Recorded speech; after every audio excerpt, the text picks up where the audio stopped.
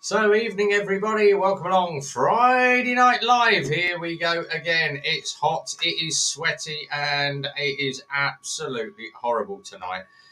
Before we obviously kick off and go into the stream, we're going to introduce the people that are already here, the big stars of YouTube. First one up, Mr. Simon at GTR 1400.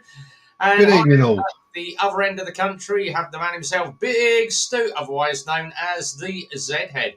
Good evening. There's a quick one for you boys because I was at Super Sausage on Sunday and a guy pulled in on a GTR 1400 and he went, I've just traded my ZZR for a GTR. And I said to him, I said, both good bikes. Why is the reason? It's a little bit more comfortable and I have problems in my knees. And he said the GTR is a much better bike to ride. Gen 2.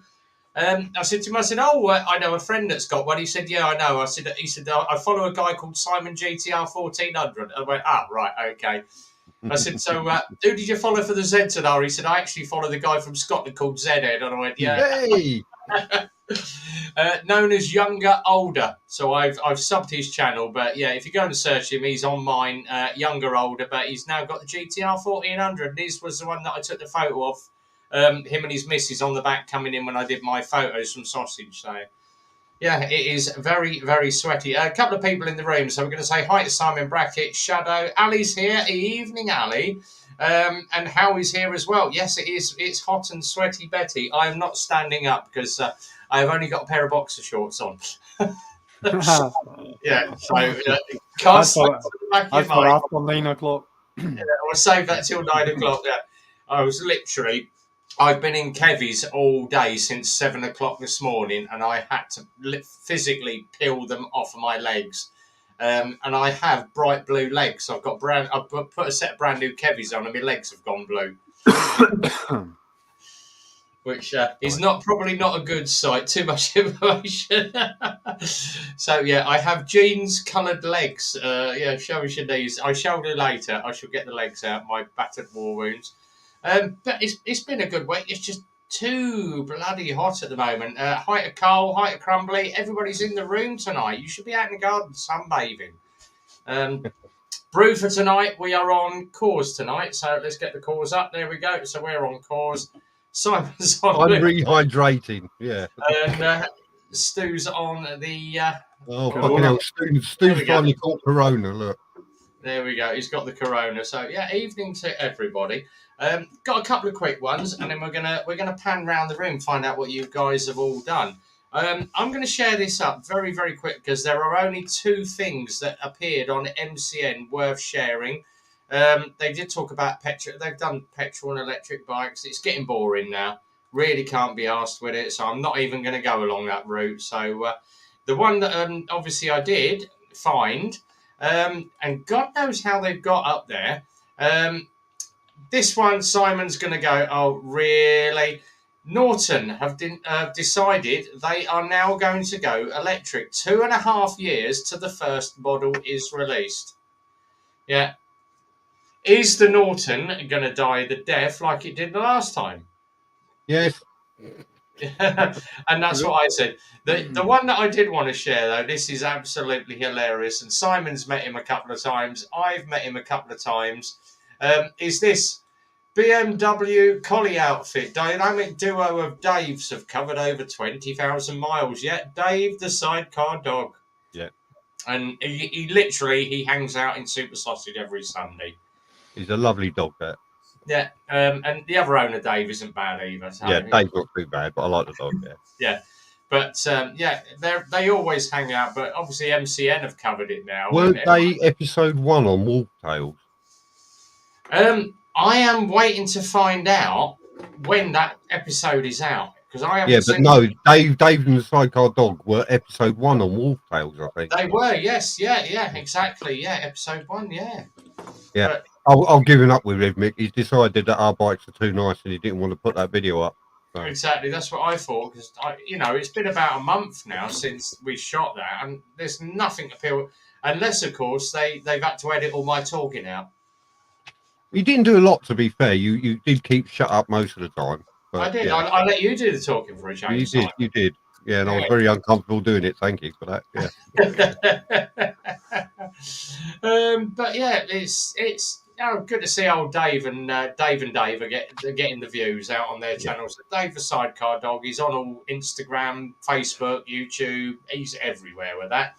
And anyway, Simon's just said, I'm impressed with the new Energica Xperia 160-mile range electric adventure bike.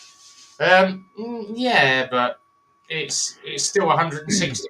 Someone actually said today, I had, oh God, what a bike. This will wind you up a bit, Simon. BMW, and it was an RT, so it's the touring version. Coming for an oil and filter change, just basic oil and filter change and quick look over. Went to do the oil and filter change. Now, we normally go on to Larson's, put the chassis number of the bike in, and it gives us what the oil filter is. And I said to him, it's going to be a 160 or a 164, because I know my filter's back to front. 164, it says on my system, so I ordered a 164 filter. Bike comes in, he's gone to change it. The actual centered bit, that's the screw on, is actually too big. Oh. So the filter's too small. It won't go onto the large fitting of the filter. And I'm like, this ain't right. Have a look at it. So I went on to, now this is a 2006 BM with an AO36 number. Checked it all out. Chassis number's right. Yeah, it's a 164 filter. No, it wasn't. Went on to the later model, 2016. It's a 160 filter. So we had to put this original filter on, get him back today to change the filter. So obviously, as I dropped the filter, it's dropped all the oil. Put it back on, and it's a 160 filter. They got the parts the wrong way round. Excellent. Well done, BMW. I love their efficiency.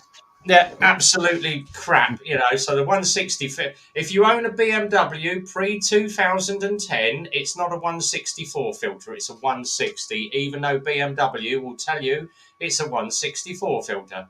So if your garage goes and orders you a 164 filter, you're not getting your oil change done. It's going to sit in the showroom until they got 160 on it. Quick one.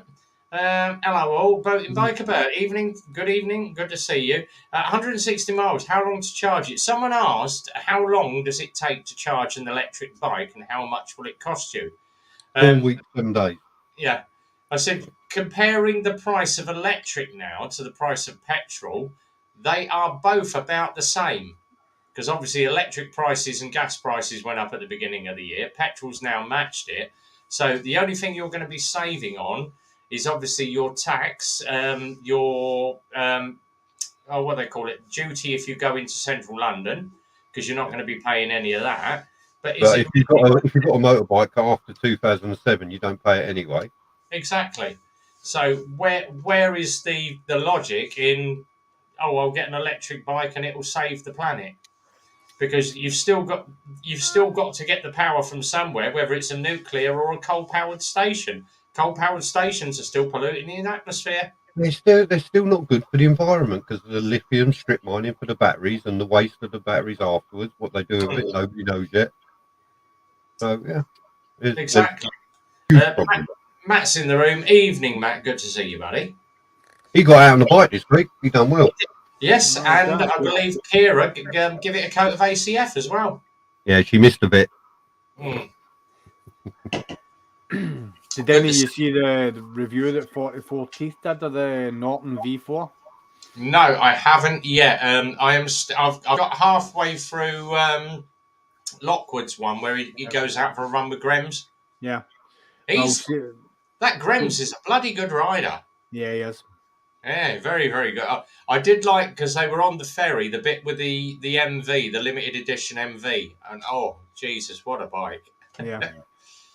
But yeah, there's been about 200 sort of improvements on the bike that was left on the assembly line when Norton shut. So it looks as if they've revised the whole bike from top to bottom. Oh. And anyone that had deposits on the original bikes, they'll all be honoured. So, bloody hell! It's very good of them.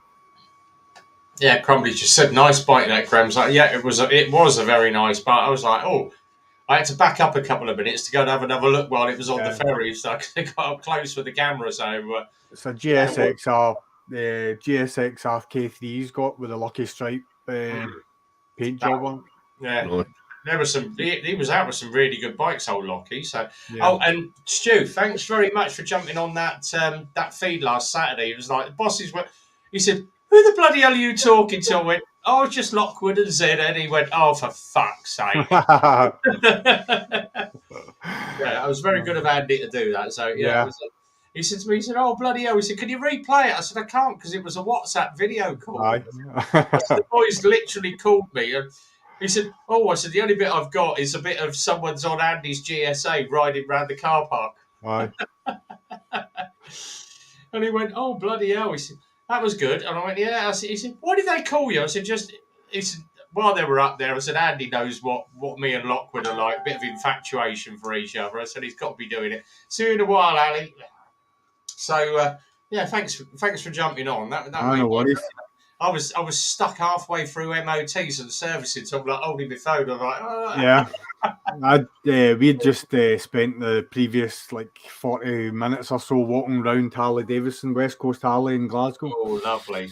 Well, see, to be quite honest, it's the first time I've ever walked around a bike shop and had zero emotion about the bikes that I was looking at. Harley's just don't float my boat. If that had been Kawasaki dealership, then I'd have been like, oh wow. There was only one thing in the whole shop that actually interested me, and it was the back wheel of one of the bikes because it was really, really nice. The design of the back wheel, but apart from that, I don't know. I don't know what it is. And I have looked at it, don't get me wrong. My bike's payments, I own my bike come November, so I don't know whether to stick or twist. And I have been looking, and Harleys have been on my radar as well as Indians and other bikes. So, but no, see, when I went into the dealership, nah. 18 grand for a bike is not for me. Yeah, it's a bit much money, isn't it? Yeah. So there was we've got a page in Milton Keynes called Bikers MK, and someone had actually put up what was it? Oh, I was that who on this page owns the white Harley that was travelling down the other night? I waved to you in my car and you acknowledged me, but I usually ride a Kawasaki Vulcan.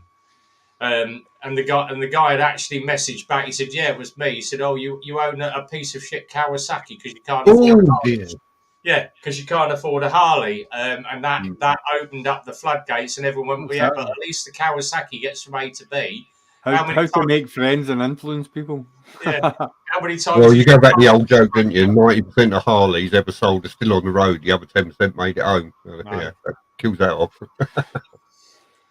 I didn't understand your video of the Honda CBF 600 Hornet.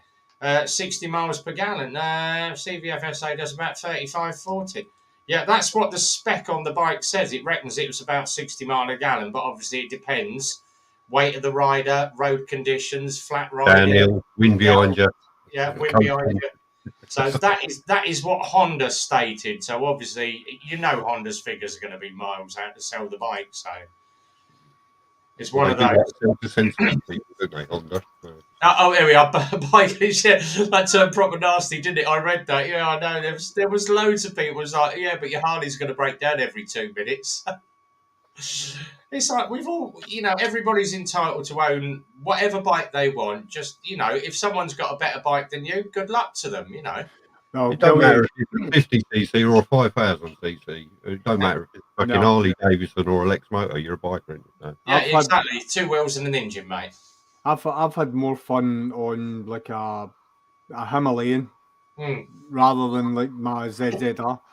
So simply for trying to carry corner speed from one corner into another. It's just like it's a different type of riding altogether. You don't have any power because it's a single cylinder, 300 and something cc engine that's in it. But carrying corner speed and just dinging it about. Yeah, I had one today. We had a 790 Duke come in for a service. So done the service, and obviously. Everybody's looked at the bike. Dave, can you go test ride it? I said to Keith, I said, you've got a full license. You take it. No, Not my type of bike. I don't want to take that out. All right, I'll take the Duke out. Now, Simon knows Tavistock Street, so down over the speed bump, just as I got to the scrapyard, I got round the corner, I thought, oh, let's just see what it does. I literally touched the throttle. This thing leapt off like it had been kicked up the arse with a hot poker. Got it out on the dual carriageway, second gear, and I was already at 70 mile an hour. This 790 Duke, and I'm grinning from ear to ear. You can hear it when I upload the video. Right. You'll hear me grinning from ear to ear. But I'm like, Jesus Christ, this thing is just pure looney tune. It's a looney tune. Is that got the same engine as the RC8? Is it just like a detuned RC8? Yeah. And it's just there's no difference. You're all right if you go because it's got quick shifter. So if you flick through the box to fourth and just gently lay the power on, you can poddle. But if you're in second gear, you touch that throttle, this thing is off like a scolded cat. One thing I will say about the KTM Dukes, they are very, very quick. So whichever engine they've got in them, whichever size they are, they're very, very quick and light and nimble. But it's like Zed said about having fun on bikes. All bikes give fun in different ways at different points. Yeah, horses for courses, isn't it? Really. Yeah. But I said to I said to my brilliant fun this morning on the way to work from the dual carriageway. Yeah. And there's a couple of bends I really, really like. I might post that up. I hit them at probably the fastest speed I've ever done them because the weather was that night. Yeah. And there was a car trying to race me. When we got a shot of the Lockwood and I got a shot of the GSs, and that surprised the hell out of me, that bike. It really did. Oh, bloody hell. Fingers crossed for the chef at Chapter 1 bike at Cafe Nuco. Got taken out by a car today on his Harley. Wish him all the best. Speedy recovery in that, yeah. There's a lot of it going on at the moment. The driving standards of car drivers since lockdown has literally gone through the floor. And I'll tell you what, the warm weather's brought the idiots out as well. Yeah, exactly. Yeah. I'd like to ride a Duke, but don't know if I'll tell you what, wait till you watch the video, because that thing, he's literally the tiniest bit of throttle. And I said to the customer, I said, I've done a video. I'm going to put it up on YouTube. I said, but I was grinning ear to ear. How do you handle it? And he went, you get used to it. It's one of those things. You get used to your bike. Yeah. He said, what is your GTR ride like? And I went, well, when I first got it, I was slow as hell on it. And he went, what about now? And I went, yeah, now I do bang it around a bit. Yeah. Hence I forgot about, obviously, when we did the Oakley bike run, I left my my TomTom. I didn't realise my TomTom shows if you go over speed, it's flashing red at the bottom. Go ding. Even if I did blur it out. Yes, Rev was out in his. Simon. Rev was out in. Rev was out in his car. I was out in my car for a little while. Yeah. But Simon was out in his car as well today. I weren't. You were. You were out in your bright new yellow car. Oh yeah, my little car. Yeah, today. Yeah, that was funny. Long story short, the neighbours across the road, their Indian family, they got their 3-day wedding starts today, and today they had the cars turn up, and this bright yellow Audi R8 turned up, and I was like, oh, I like that, and I just went across and I said to the guy, can I take a picture of it? He said, just give me your phone. I'll take a picture of you sitting in it if you want. I went, yep, go on, here's phone. They are a nice motor though. Absolutely. Yeah, I only sat in it. I didn't drive it. It's not like I drove anywhere like some people. Yeah. As Crumbly said, yeah, it makes you have to wonder how these plums pass the test sometimes. Really does. Driving standards are through the floor at the moment. Yeah. We suggested, and I think we've covered it on a live stream absolutely ages ago, maybe every 2 to 3 years, you go out with an examiner and you pay 50 quid or whatever, and you just have a refresher course, all right? So you don't fail your test, but then he'll go to you, right, this is what you need to brush up on, this is what you need to have 2 lessons, and this is what I suggest you go out and do. I don't think the government needs any more money off us at the moment, to be quite honest. No. I think they're getting enough money at the moment as it is. Yeah. But driving standards, people's driving standards are absolutely crap at the moment. Yeah. They have been for a long while, and I firmly believe there's so much technology in a car now that people don't need to look out the window. Yeah. Yep, I would totally agree with that. Actually, I remember I used to have a book, early 80s it was, and it was The World's Stupidest People.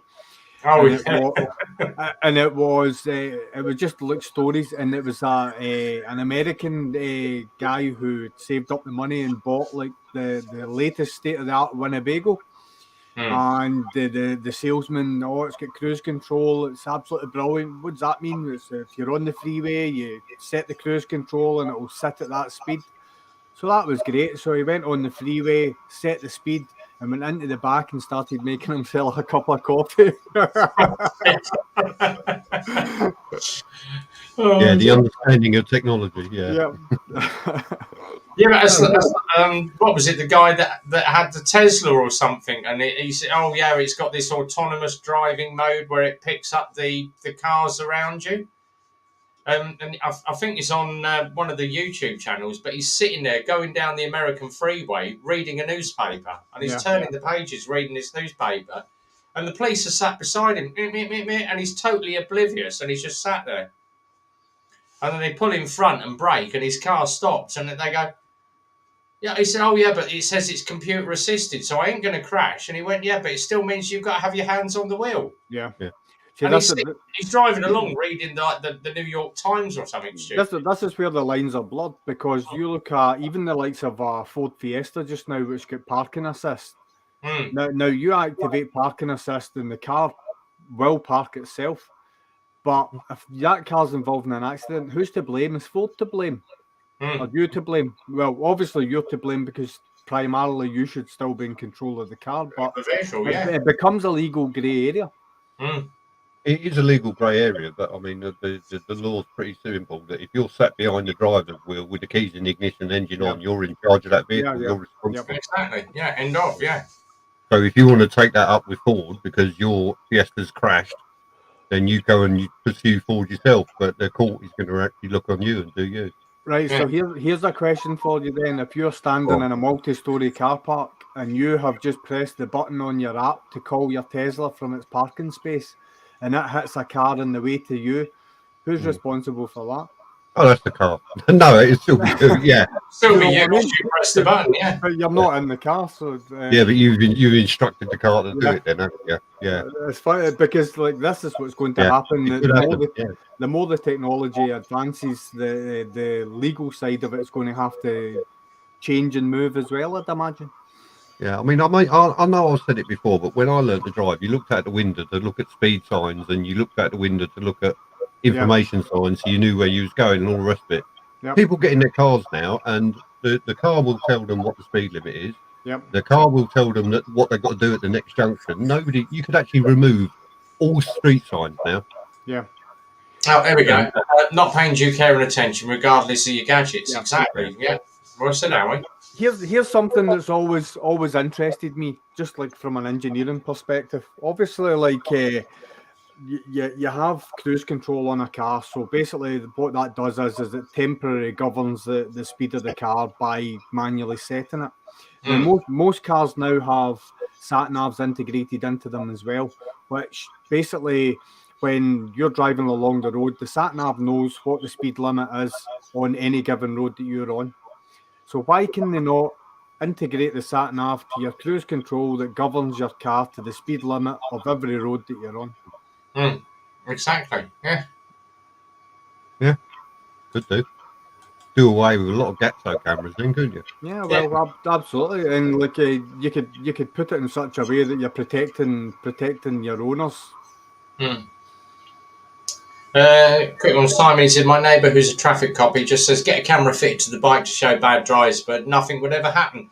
The amount of riders that or cyclists that send footage in and nothing ever happens. The thing is they legally they can't tell you if they do anything. Legally they can't tell you. So whenever you submit any kind of footage like that, that's the end of it.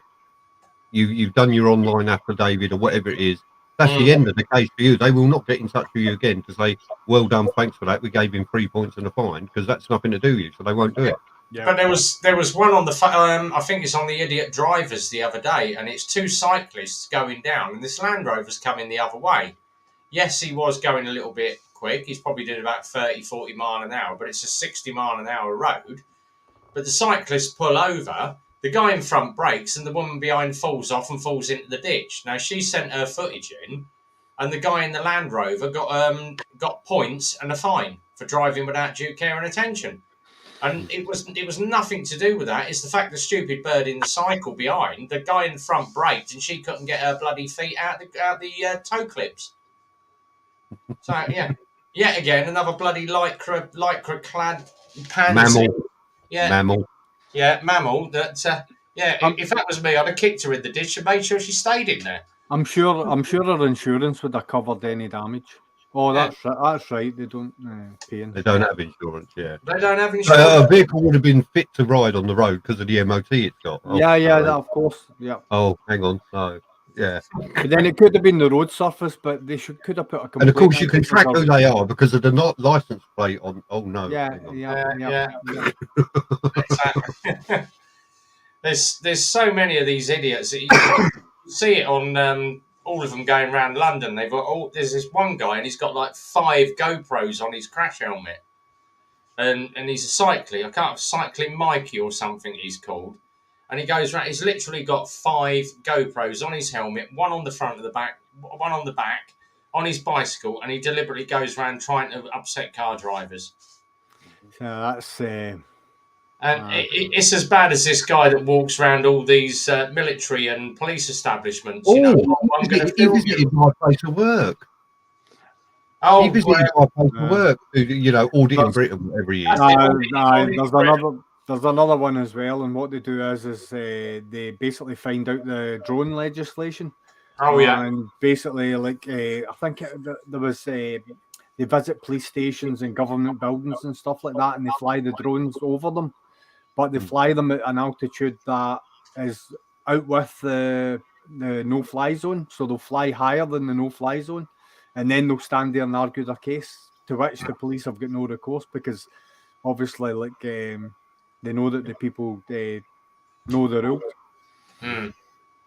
You see, I'm actually looking because everyone said to me, he said, you want to up your level now and get yourself a drone. I went, oh Christ Almighty! Simon's got one, Andy's got one.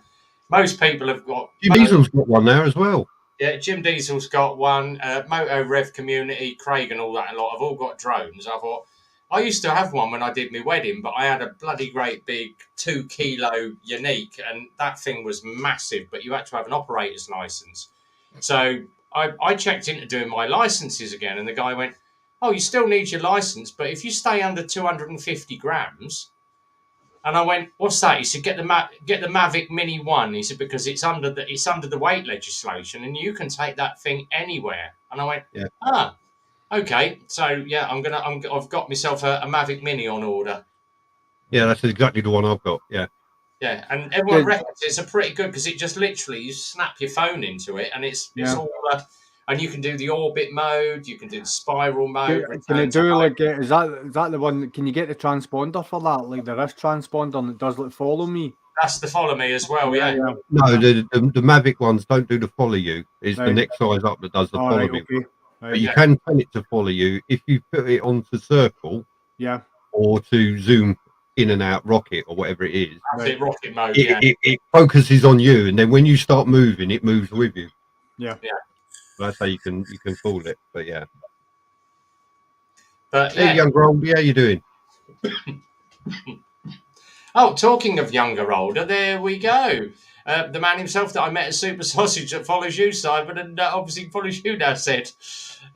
So he did. I'll let him fill you in, but he had a ZZR and he's now got a GTR. So we met him up at Super Sausage last Sunday. So yeah, nice guy. An instructor, CB2, driving there. Got part-time job as a bike instructor at school near me. Instructing card for Friday. Boating Bike has just said she's got the Mavic Mini 2. The 3's the latest and even better. Yeah, I've got the first. In Russia, if you audit or fly a drone, they shoot you. Simon, how's the vape? Oh yes, yeah. I've got my vape. So 15 days now without a cigarette. So I'm doing really well. And Well done. That's good. And I've got rid of the nicotine, so I'm literally on. This is called black lychee, so it's like black Right, so cherry. you're sucking, but are you swallowing yet? See, that's the thing. it's literally just vape fluid now. I've got rid of the nicotine out of it as That's well good. now. So, and I haven't craved a cigarette at all. Actually, the vape works for me, but yeah. My dad did it with the nicotine patches. Yeah. Which, I mean, my dad smoked since he was 13. He's now 83, and he did it with the nicotine patches. He just put one over each eye, and he couldn't find his fags. That's it. Love it, yeah. But yeah, it's working for me, you know. I'm not going to say never, you know. I might have a little wobble every now and then and go back to a fag occasionally, but at the moment, I'm doing really, really well. And even Phil's impressed. He said the office doesn't smell of fags anymore. Yeah. It's, you know, you can notice it. I've picked up on it now in the last couple of weeks. When I'm walking backwards and forwards to the office, if Becca or Keith or one of the boys come in the office and they've had a fag, I can smell it. Well, Rev, what you should start doing is like, obviously you know how much you are spending a week. Is like start firing that in a jar and see how quickly I that have, yeah. buys you goodies. He's getting the Mavic too. Oh, there you go. I've noticed, because normally at the end of the week I am absolutely skint. And I said to Phil, I said, you can tell how much I've spent on cigarettes in the last couple of weeks. And he went, what? I said, nothing. I said, because I've still got £180 in my bank. I spend £60 to £70 a week on cigarettes. Yeah. And I said to him, I've still got £180 in my bank account. Because He said, excellent, you can cut your wages. It'll be beaten by the pizzas next, won't it?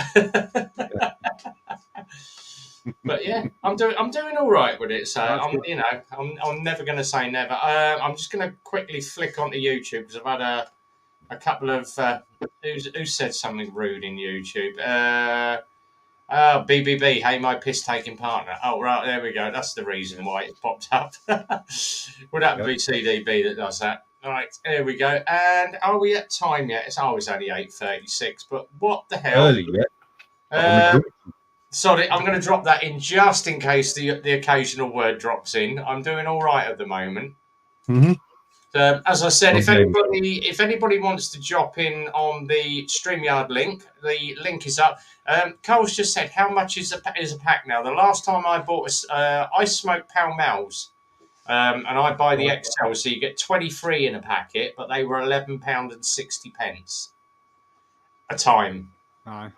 And I used to go through nearly a packet a day. I normally have 4 left the following morning, so I'd buy a packet a day. So you work that out over 7 days. That's what, 80 quid? Easily 80 quid. So saving myself money. Definitely good. More to spend on Buckfast now and bike parts and drones. I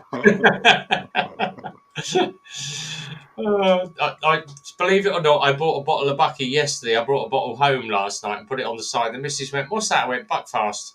Saving that for Friday night, but and then my neighbour got me some cores. So I said, "Oh right, yeah." She went, "Oh, let me have a try of that." I said, "I'll do you a little bit. I'll do you a shot in the bottom of it." Oh my God, that's like overripe wine. I went, "Yeah." Yeah. Didn't like it. That's the taste of the monk's toenails. Oh. 20p for a pack. 20p for a pack of 20 number 8s when I first started. Yeah. But by the way, don't think that that's Coca-Cola. It's I remember. Oh God, when it was. Do you remember? Used to Leon. Simon's obviously different school, but Leon. We used to go round at a certain time court to the news agents. Yeah, I know it. Yeah, and you could buy. I think it was a Players Navy Cup with no filter, and you could buy them. I think they were about 10 pence each. And you used to go and get your sweets, get your can of Coke, and a Players Navy Cup with no filter on it, and around the back of the bike sheds, and cough your lungs up for an hour. Yeah. Well, we had an ice cream van that used to sit outside the school, and you used to go up to the van and ask for a 10p mixture and 2 fireballs, and that was a cigarette and 2 matches. Yeah.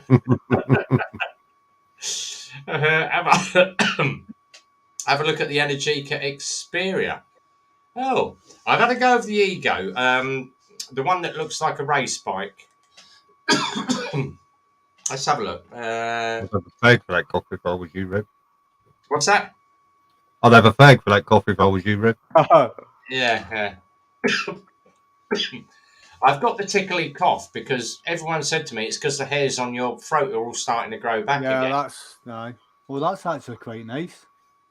Blimey, that's a bit of kit, isn't it? That's more like a Lonsin Vogue, actually. And that electric? Uh, I take it with it being Energica. yeah, Energica Xperia. There we go. Drop that up there. Energica Xperia. I like that. Yeah, that reminds me of the Lonsin Vogue. It's like it's like the thing as well. The is it the Tracer, the Yamaha Tracer as well? Yeah, The yeah. Yamaha Tracer at the front and a BMW GS at the back. Yep. Yep. It's taken a few. Yeah. No, I don't disapprove of that, to be quite honest. That's quite a nice looking bike. Yeah, we shall see what it reviews up like. Yeah, it looks okay anyway. Culture said 250 a pack when he stopped. 40 a day was way too expensive. You're just tight, Cole. £5 a day was too expensive for anybody back then. 2001, I stopped. It was Jamaican Woodbines I smoked. Bob Marley specials. Yeah. Need the ganja. Oh yeah, right. That's all that. Yeah, absolutely sweaty. Right, let me just go on to the final bit. To use that absolutely roasting and there's peeing a rain here. I'll tell you what. Lucky bastard. I'd rather be riding it, honestly. Yeah. I'd scheduled to ride this weekend, and it looks as if it's only going to be Sunday that I'm going to get an opportunity to get out. Let me just find what the weather is. See what it currently is, because it's telling me in the office. 7 degrees here at the minute. It's telling me it's 28 to 29 in my office. Yeah. Right now here it's 14. Yeah, we got 27. It's going to be 14 for us on Sunday. Yeah. Yeah. Saturday, it's saying 32 degrees later tonight. Saturday 18, Sunday 18. But they reckon it's going to rain on Sunday. Yeah. Better not do, because we were thinking about doing a ride for Ali on Sunday, but I think the rain's going to do away with that one, I think. Yeah, we'll play it, see what it's like on Sunday morning. Yeah. Play it by ear, as they say. Well, I've got to get up early in the morning. I'm off to Coventry in the morning, so it's a nice 100-mile round trip. 18 degrees on Sunday, that's what we are looking at. Going up to 19 on Wednesday. Ooh. You're going to need your little coat. I'll need to put on the shorter kilt, Simon. Yeah. It's slush on the boat. I've got aircon and the cool breeze. Oh, blimey. Aircon on the boat? Yeah. Won't that freeze the water around you? Get stuck and struck by iceberg. Crazy Dad's just said, oh, my face. You'll be like the old witch off of, what is it, Wizard of Oz? You, Crazy Dad. There's a lot of melting needs to go on there, mate. It'd be like, what was it, Marshmallow Man going to West. Stay Puff. Yeah. Stay Puff Man, that's it, yeah. Melted marshmallow. Oh, God. Right. Oh, last couple of bits to do. Right. Hence why the thing's whining away. It can't cope with the heat as well. So, where was my other one? Have you ever seen, Rev? Have you ever seen the mineral cooled PCs? No. Look that up on YouTube. It's a PC where the motherboard and everything is actually submersed like a fish tank in mineral oil. Oh, blimey. And it's unbelievable to actually see them pour that stuff all over the motherboard, the chip, the lot. It cools. Oh, blimey. It down. That's amazing. Yeah, I shall have a gander at that. Oh yeah. Right. Oh, let me have a look. TikTok challenge. Yeah. I was just going through the last bits of obviously the MCN, what I was going to do for tonight. They were just saying that the new CCM Classic tracker is due to be revealed, but it's it's a Lexmoto Tempest. It literally looks like a Lexmoto Tempest. Um, the one the one that I was going to be putting up, and oh sod it, I'm gonna have a dig at the police. Why not? Let's all have a go at the boys in blue. Bike theft. You are not a crime number. South Yorkshire's police plead to keep reporting bike. If you get your bike stolen, report it for the police. They will give you a crime number. But your bike is not just a crime number. It's your mode of transport. It's your passion. Yeah. Um, what I do is offenders get 14 months after taking 2 motocross bikes. Um, but look at him, little spotty scrote. He'd look a lot better with a baseball bat wrapped round the back of his head. But the big thing at the moment is obviously they are picking not just on 125s, but on the bigger bikes. Um, this guy looks like Crazy Dad Biker as well. This guy fits trackers, and he's saying, get yourself a tracker on the bike. But how long does it take you to go and get under a bike, pop the seat, because there's only about 5 or 6 places where you're going to find a tracker hidden. And most of the places that they stick trackers, people know where they are anyway.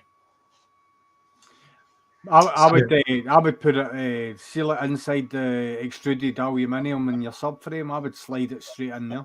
Mm. You know Exactly. what I mean? Because There are places you could put it yourself that would Yeah, make it I know incredibly that, difficult. I know that Teapot One, when he was away doing his world tour, that's where he stuffed money in the tubes of the subframe, because that's the first thing that a lot of the border guards will look for straight away. They'll pat you down for money because they're wanting a bribe to let you through KG's in the room, so evening KG. Simon, anybody dropped a bike lately? I've done it, Simon's done it, Cole's done it, yeah. Cole had a really bad time, yeah. He did a really fair amount of job on cutting out the swearing on that, but we all knew exactly what he was saying. Yeah. Oh, yeah, come on, you bastard. Yeah, and how long did it take to realize, oh shit, the bike's in gear? Side stand, weren't it, or something? Yeah. Side stand, bike in gear, yeah. It's just one of those. And then because of the angle, obviously, if you're And that impatient car driver trying to squeeze past him didn't help. I'd have punched the mirror out.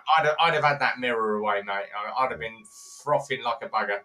Did any of you see Jim's finally Friday today? No, not yet. I did. Yeah. Oh, Simon, what was that back wheel of the Triumph like? Oh, yes. That gave me the willies, because I remember at my ZZR 600, I stopped off at the garage, and then on my way home I hit a roundabout and the back end of the bike stepped out, and I thought it was maybe because I had ran over diesel just coming out of the forecourt of the garage.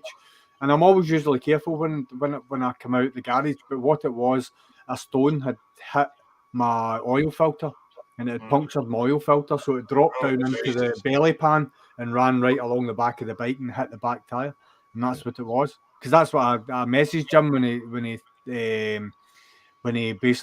that happened, and I said to him, that looks like an oil cooler or your oil filter, but I don't know what the outcome was, because I think he said in the other video, I think he said it was the sump plug or something like that. Yeah, it sounds to me like somebody's not tightened it and it's vibrated loose or something like that. It's off the road for a little while they can wait to get it in. But yeah, he put a little post up on YouTube about it, didn't he? And we all had a comment on it. Yep. And he asked me what's the best thing to get it off, and the only thing I can think of is brake clutch cleaner. Yeah. Brake and clutch cleaner is good for getting crap off. Yeah. It's just thing. Thinking about the speeds that he was doing with that amount of oil on his tyre, that was a lucky. I mean, I take it the bike's got an oil sensor on it, so when it's seen the oil drop off, it's cut the engine. Because that's why he pulled up, wasn't it? The engine cut out. Exactly, yeah. Quick one. Talking, obviously, BBB's got a couple of off-road bikes. I had one in today. I had a Yamaha WR250 full motocross bike, and all it had got was a front and back headlight. That is it, and a number plate. And God, what a bit of kit when I fired that up. It took me about 4 minutes to get myself seated because I was on tiptoes on it.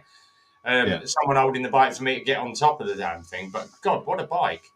But yeah, gorgeous bit of kit that was. And that passed the MOT flying colours. But someone said, one of the guys said to me, he said, it's got no indicators on it. It's an off-road bike. It doesn't have to have indicators. Front and back light, daytime riding lights. If a motorbike's not fitted with them, they don't need them, do they? No, because you can put a bike in for an MOT with race fairings on it, and it won't. Do you know what I mean? Because it doesn't need lights as long as it. Exactly. Yeah. Oh, beep. Oh, electric scooters, Rev, not off-road, but yeah, electric scooters, even better. I see, actually, electric scooters, I know we all hate them, but I see Halfords now are promoting Carrera of now building one. Right. Yeah. Electric scooter, you can just go into Halfords and buy now. Mm-hmm. But you've got to read the small print because it says basically you can only ride it on private land with the owner's permission. Well, how many people are going to go walking into Halfords now and buy one? Yeah. See, the thing about it is like I don't see the police enforcing them because the amount of people I see actually riding them on the pavements, and see, to be quite honest, I do not have an issue with it. Yeah. But how right then? Seeing as everyone's banging on about these electric scooters, Uncle Jerry poddling along on his free-wheeled invalidity scooter or his four-wheeled invalidity scooter, and he's going down the pavement or he pulls on the road. On the way to the pub? Yeah, on his way to the pub. Are the police going to stop him? Absolutely not. No, because, I mean, like where my bike lockup is, the guy at the end lockup, he's got a mobility scooter in there, and that's what he does. He when I'm at my garage, he basically jumps in onto his mobility scooter away to the shops and back, and he's on the road from the minute he leaves to the minute he comes back, and they don't care. Exactly, yeah. So everybody's out in these bloody invalidity scooters, and yet poor old matey boy that's going along on his little two-wheel scooter. But then, as I said, that woman up in Nottingham that got hit by some kid on an e-scooter and died. Yeah. I mean, like, there should be, like, see certain areas, pedestrianised areas, I would allocate a lane for, or let the scooters ride on the bike lane. What's the difference? Yeah, exactly. Howie's just said, if you remove the, I think he means pillion pegs. No. So if you remove the pillion pegs and you've still got a dual seat, it's an MOT failure. If you take the pegs off, you must only have one seat. So you can have the seat cowl on with no pillion pegs. But as soon as you go to the double seat and you've got no pillion pegs, it's an MOT fail. Yeah. Oh, see, when we were at just when Howie's talking about single seats, Triumph. I don't know if Triumph, Ducati, and Harley Davidson, West Coast Harley were all in the same area. Where we were when we met Andy, and Triumph basically pulled out, and Ducati moved basically because the tenant or the landlords started upping the rent on them, so they squeezed them out basically for whatever reason. So Ducati's moved now, and Triumph are now on their way back. They've secured another location, and they're going to be opening up a shop in Glasgow again. But they had a Triumph Bobber, and that thing was absolutely beautiful. I'm just reading what Codes put up. Was a guy in Ohio stole a mobility scooter from Walmart in Ohio. And they pulled him over on the highway. That's mad. Brilliant. I would have tasered him. Get off. Spike strip. It was what was it? There was one I was watching, I think, a couple of days ago, and this guy's one of the British drivers sitting under this bridge, and the guy's sitting back, and he went, "I can't believe it. That bloke in that Audi is on the bloody phone." And this guy's sitting under the bridge. You can blatantly tell because the arm's up at the window, and he's like this, and he's on the phone. and the car behind bibs him, and the window winds down, and he out the back window. So they bib him again. That happens again, and he's sitting there on the phone, and then this Audi comes in the other direction, pulls up level with him, and then backs up, and the guy points at his phone, so he does that to the car driver, and then the lights come on, blue one. Yeah, you are busted. Yeah. It's like, God, Craig, where'd you get your elbows to? I only offer £5. I get my head snatched off. Crazy, just surprised the police over there didn't just ram him. Yeah, exactly. Instead of tasered him, we would have gone faster. With a bit of extra electric in the bike. Yeah, exactly. Yeah. Keep it going, charge it up, 40%. There you go. Yeah, exactly. Right, as I said, the live link is up. If anybody wants to jump on the StreamYard link, it's up half a dozen times now, but the StreamYard link is there. If anybody wants to come and join the boys on the stream, it is getting very, very close to 9 o'clock. We've already got the disclaimer up, but after 9 o'clock, it goes very, very down the rabbit hole, where we normally tell those that are under 16 to... I'm not saying it till 9 o'clock. All right. Can I just say something about that bloody Energica Xperia? Yeah, go for it. £27,790. Simon, come on. Yeah, they can fuck off. I knew that would get you. Yeah, do the initials FRO mean anything to you? Because you can fuck exactly. right Yeah. off. Yeah, if I could right off. I wouldn't even spend that on a hooker, mate. As nice as that was, no. No, definitely No, not the They've sort got of a 2021 Zero SRF for 20 grand. The Zero SRS for 20,500. Oh my god. Energica Rebel, 24.5 grand. God's sake, man. No, definitely not my cup of tea. The one that I am following, and it's up for absolutely stupid money at the moment. If I had the money and it was a sports bike, then I might invest a little bit. This is my lottery bike. I've been following it for weeks because it's been on now for 9.5 weeks and nobody wants to buy it. That's my favourite movie. There we go. It's up for a shed load of money though. Yeah. H2R. Where would you ride it? With 1 mile on the clock. 1 mile on the clock, yeah. I would get it. I'd basically buy a H2, the standard H2, stick the lights on it, stick the indicators, swap everything over, See a bike with 1 mile on it. I think that's absolute sacrilege. See a bike like that needs to be razzed about everywhere that you take it. Yeah. That is an absolute good. And the thing is, it's in Kirkcaldy, so it's a bloody Scotsman that's got it. I think you'll find that's Kirkcaldy, mate. The one that I did like, there's a Z9 on there, and they want 30 grand. That was my very first bike when I started biking. I had a Z9. I had the 1982 version. Where is it? Here we go. This one is a 1972. And it looks as good today as the day it rolled out the factory. Yeah. If you like your old Kawasaki's, there we go. Z900 1972 in mint condition. Yeah. And they want 30 grand. I would spend 30 grand on that. I still think they're a stunning looking bike. For me, the H1, Kawa H1. Mach 3. Or any of them, to be quite honest. I think they're beautiful bikes.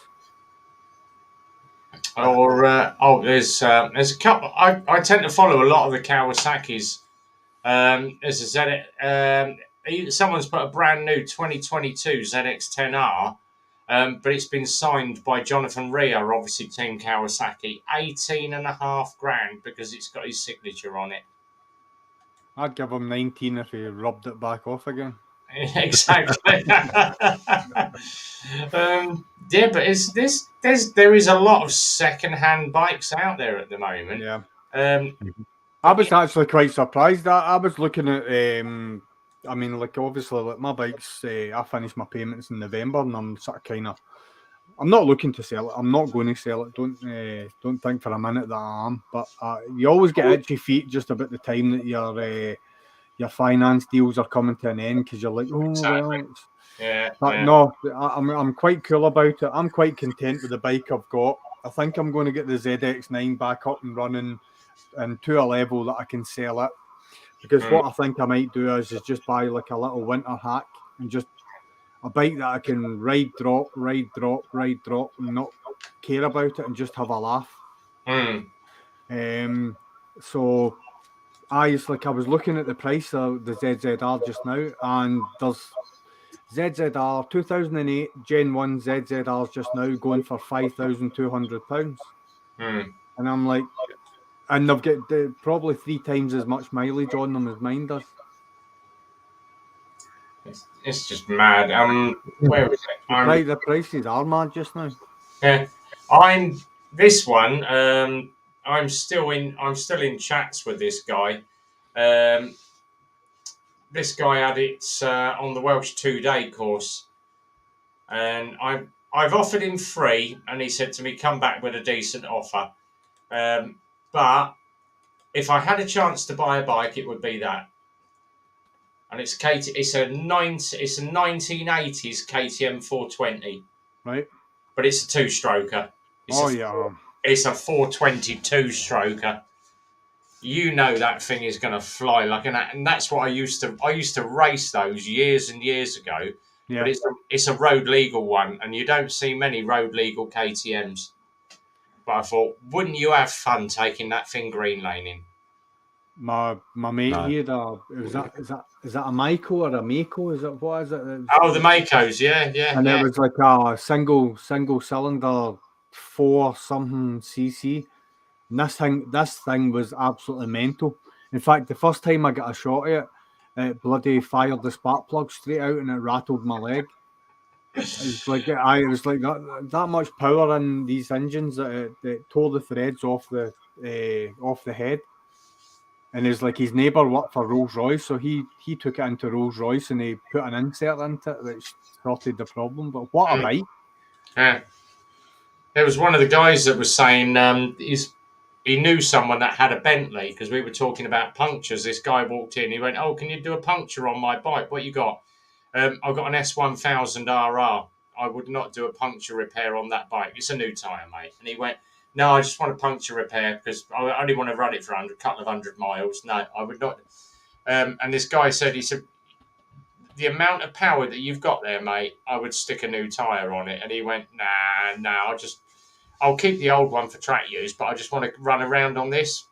And he said, "No," he said, "My mate actually had a Bentley, and it was he got a puncture in his Bentley, £2,000 for the tyre. He went to Bentley's to have the tyre done, and they said, we don't replace a single tyre. You have to replace both tyres on the axle. £4,000 for a puncture." Yep. Nah. And I'm like, nah, don't buy a Bentley. Matt's with us. Evening, Matt. How you doing, buddy? Hello. Hey. Hello. Hey, Matt. I'm fading into the background again, aren't I? One day I'll get this right and get my centre ring on. StreamYard links up again. Anybody that wants to jump in. I'm just going to say a quick hi. Lockwood's in the room. Hi, Lockwood. Yeah. As I said to Stu, thanks for popping on last Saturday. You made my Saturday morning, jumping on that WhatsApp video with Andy. So cheers, guys. And also hi to Duncan. Duncan's just popped in as well. So evening, fella. Welcome along to the live stream. Phil's probably in the background watching somewhere. Oh, Paul Emmy's here as well. So evening, Paul. He's an hour late, but he's here. And no doubt Phil is sitting in the background somewhere watching the feed because he did say that it's all right. He's already picked up on the fact you're saving money so you can cut your wages. So. Definitely. He can't need the overtime then. dear. Yeah, saving money on the fags. All right, I can afford to pay you less there. Exactly. I worked out what was wrong with my camera, by the way. Oh, go on. It was my memory card. I put the wrong bloody memory card in it, and it didn't like the memory card I shoved in it. So, Ah. because every time I fired it up, it kept coming up with recover movies, and I'm like thinking, what are you going on about? And then when I What got you home, want to do, anything like that, put it in as a fat 32. when I got home, I sort of like realised I put an old memory card in it and not the one what I normally use into it. So it was just a case of swapped it. So Yeah, it's Class A, isn't it? You've got to put on.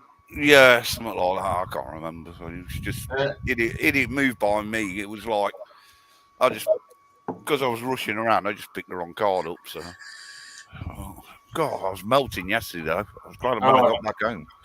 We are cooking here at the moment. We are here. So Yeah, Kitty's loving it. Look, he's nice and comfy up there. He's had to do his coat up. I've got the turtleneck on, and Yeah. I think they're maybe just firing the heat. He's here as well. Evening, buddy. How you doing? I'm good. How are you doing? Yeah, Lucky. cheers. All right, Thanks for buddy. doing that WhatsApp video. Yeah, that's really good. Good to see you Saturday. Yes, mate. Who got to? Which of you and Zed rode the tractor then? Who got on the? Or did you both get on it? We both Yeah, but got both on got one. on. Both got on. There was two tractors there, so we got on one each. I got on Andy's, and Zed, you got on. What was the boy's name? Is it Duncan? Aaron's. Darren. Yes. Ah, Yeah, it they was- were good. They were good. We went through the Clyde Tunnel on them, which was quite fun. Was The dude standing up. It's quite. There's something about those bikes. It's like because every time for me anyway, I was looking in my mirror and all I could see was Zed behind me and a big tractor, and it's like you're in a little convoy on your own. You just feel like you're on the road when you're on those Yeah. things. Definitely. There is a massive road presence with them. Yeah, without a doubt. Yep. Yeah, they're Good bike though. Good bike. Yes, and so surprised how light they feel. I know they're big, heavy boys, but when you're on them, they feel so light. Gravity's so low on them. I meant to ask you, Robert, about obviously the back because the bars are very, very wide, and I think that's where they get the sense of flickability because it's like a massive big fulcrum that you're turning, so it makes them feel lighter than they are. But see, when we were heading back towards them and we were going round the Hillington roundabout, I just felt the bike just went in to the roundabout so easy. Yeah, it did. I actually nearly over corrected as I was going in because I was expecting it to sort of loll over, but it went round. That was Bear brilliant. in mind as well, buddy, both of those bikes were fully loaded with panniers. That's right. You know, so we were on heavy bikes, fully loaded. I know. You know, and we were throwing them about like they were nothing. Exactly. I was still drunk as well. Yeah, you had a good Friday night before, didn't you? I did. Mark kept me company. yeah, for a while. I'm sorry, I did go bed about 2 o'clock or whenever it was. I had to disappear because I was taking my tablet and I was starting to nod off. Yeah, That was right. don't worry, mate. So was I. And it wasn't It's just got to company. be the funniest freaking things that's ever happened to me on here. I've finished my live stream, done everything. I'm just clicking through YouTube and clicking the things off. It pops up, Zedhead has gone live. I thought, oh, this will be fun. So I'll pop in and say hello. Simon, help me out. What do I do? Simon, help me out. What do I do? I was in stitches.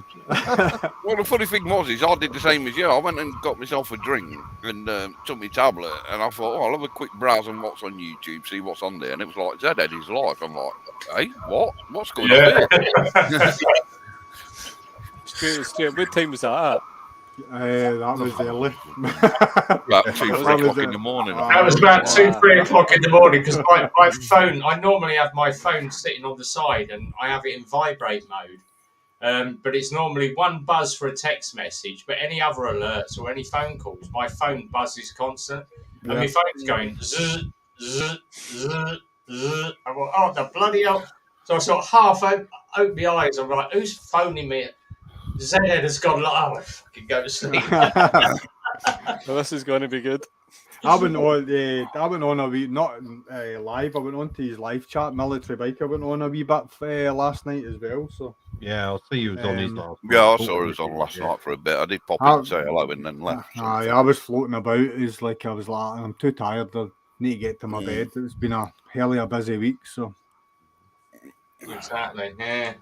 Been watching too much true crime stuff this week. My missus thinks I'm turning into a serial killer. So. I'll tell you what. I don't know if it's me but there's a lot of copied movies coming out. Jesus Christ. We did obviously the new Top Gun. We downloaded Top Gun and watched Top Gun. It's not bad. Top Gun 2 is a bit better than the original. But obviously there's loads coming. There's a new Gerard Butler, and obviously my missus likes a bit of Gerard Butler, especially in The Taken. Yeah. And it's called Last Seen Alive, and it's literally a complete piss take. If you remember the old Kurt Russell film, where he pulls up at a truck stop and his wife goes missing, and she's kidnapped or something, and he goes. You're on about Big Trouble in Little China. No. Not that one. It's basically his wife turns up at a truck stop. She goes in to get some drinks. He goes in to get a cup of coffee, comes back, and she's not in the car and she's disappeared. He gets blamed for it, and in the end he finds out it's truckers that have kidnapped her, and he goes after her and gets his wife back, but she's already been buried. You find that I think a lot of the film writers, they've just run out of ideas, so they are copying other movies. Like they are releasing a rehash of movies. I'm looking forward to. It's out in the summer. It's a Forrest Hump. I can't wait to see that one. Well, they are revamping a load of the old 80s movies and that, aren't they? Just recently, I've noticed. Yeah. I think that's a sign of getting old, because we've did the whole cycle, and now it's starting again, and we are just getting to end of life, and it's all starting again. I can remember when I was a kid, there was loads of the songs that were out in the 80s were covers from songs from the 60s, which I never knew about. Until that's it. Kurt Russell film Breakdown. That was the one. Yeah, that's what I was thinking of. Thanks, KG. So Gerard Butler's last Seen Alive is complete rip off of Kurt Russell's Breakdown, and the Kurt Russell film is a lot better. I do like him in Law Abiding Citizen. I thought he was good in that one. Yeah, that's a good film. I do like that one. You know, the missus likes a bit of Gerard Butler, but it's. Well, you seen the top 40 this weekend? Who's at number one? What's that? Kate Bush, Running Up the Hill. Is that number one in the charts again? 37 years or something after it originally came out. Is it? Yeah, because of Stranger Things. Because of Stranger Things, and it's actually this time around, it's actually posting higher in every country that it's in than it did when it originally came out. I used to DJ years ago, and half of these people I hadn't even heard of now. So Cat Burns, Tion Wayne, LaRue, Sam Ryder, Jax Jones, Benz. Well, Sam Ryder's our European. Where's Adam and the Eurovision Stevens, the Rocket Man. Where's Adam and the Ant and Shaking Stevens? Where they charting? Tom Grennan, Jack Harlow. All right, Ed Sheeran's in there. Post Malone, Latto, and Mariah Carey. I ain't even heard of half of these now. Yeah, it's like no. They don't make them like that anymore, though. No, they don't, and a lot of them as well. You start listening to them, and you think, "I know that music, I know that," and it's a rip-off of something what was out in the 80s and 90s or something. They've just remixed it and put different lyrics over the top of it, and you're thinking, "Write something original."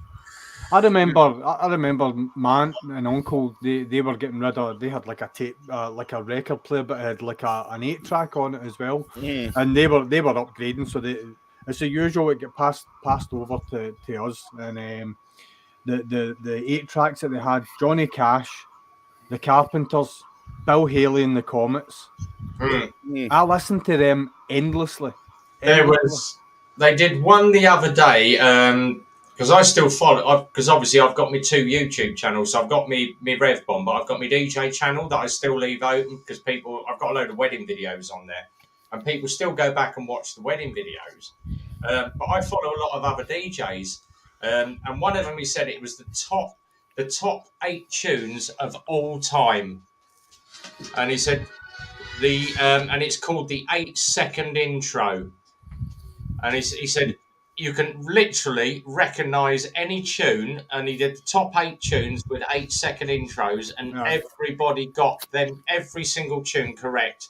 He said Yeah. there was no way that, and he said 2 of them.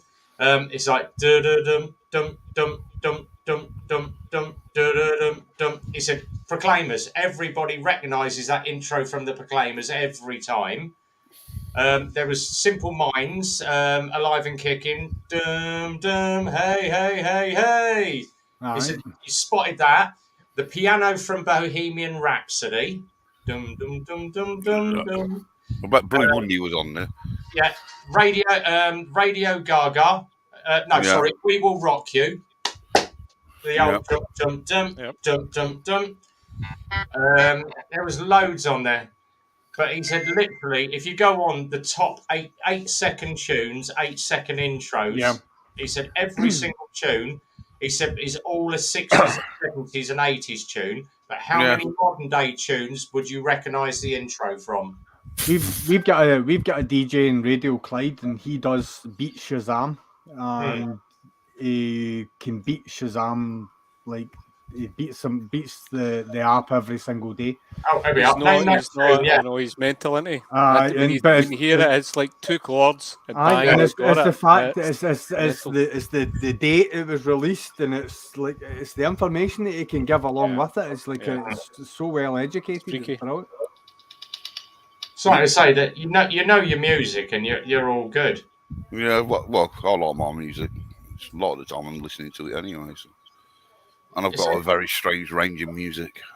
I go my taste in music goes from real extremes. So I'm into stuff like, if I'm on the bike, it's stuff like Foo Fighters, Rammstein, System of a Down, real heavy rock stuff that I'll listen to while I'm riding.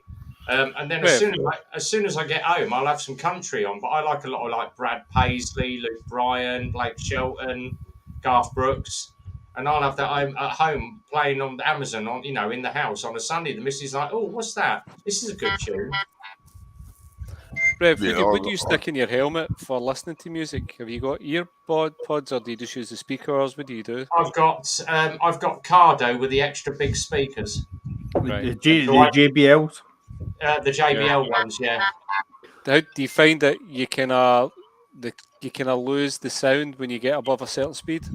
I normally get to about 70, 80, and then I can't hear bugger all. Yeah, yeah. But if I'm poddling around town, but that's when I normally get my earbuds out or flip out. If I know I'm doing a high speed run, flick the earbuds in and just plug my phone, sit my phone in my pocket and stick my earbuds in. Yeah. Either that, or I'll put my phone in my little glove box in the middle and hook it up to me. Hook it up to my Cardo and run it off my Cardo, because then with me the headset, you can Cardo next track and it'll move it on. Yeah. That doesn't Robert, work. That doesn't is it- work in the Scottish accent. You say "Hey Cardo," it just blanks you. 11. 11. 11.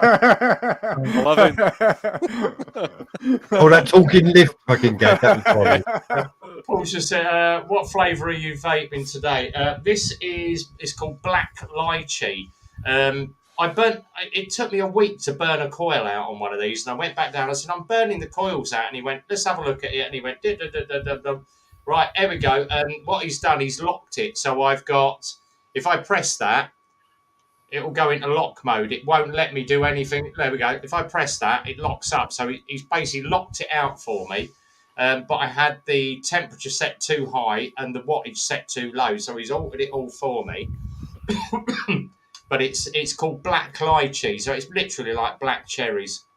But I've just switched to one with no nicotine. So I am literally nicotine and cigarette free now.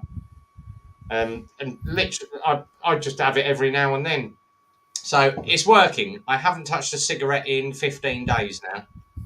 So I've saved myself about. Do you know what I find? Do you know what I find strange? It's like I understand from your point of view going from cigarettes to a vape. I can't understand kids that have never smoked going on to vapes. I can't get my head around that.